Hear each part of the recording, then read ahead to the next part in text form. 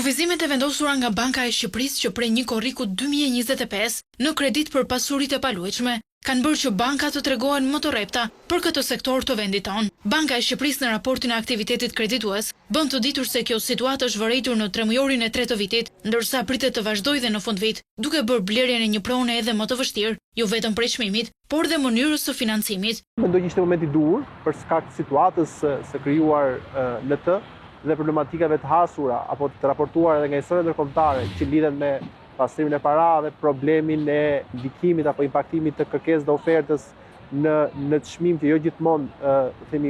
është pasqyruese,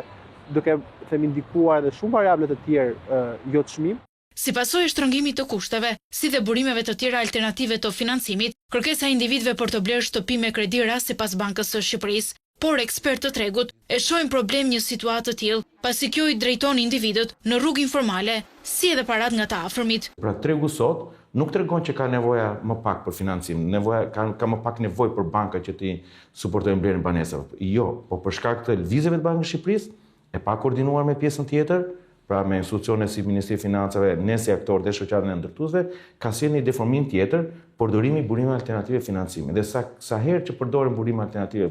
të financimit, do thot borxhe nga familjarët, do thot borxhe në tregun informal që nuk ndihmon askënd në këtë histori. Nga ana tjetër, bankat aprovuan një numër më të lartë kredish në raport me kërkesat nga ana e bizneseve. Por ndërkohë, përsa përket aktivitetit të biznesit apo kreditdhënies në tregun e biznesit, u pa që jemi pak a shumë në njëjtat nivele, mos themi që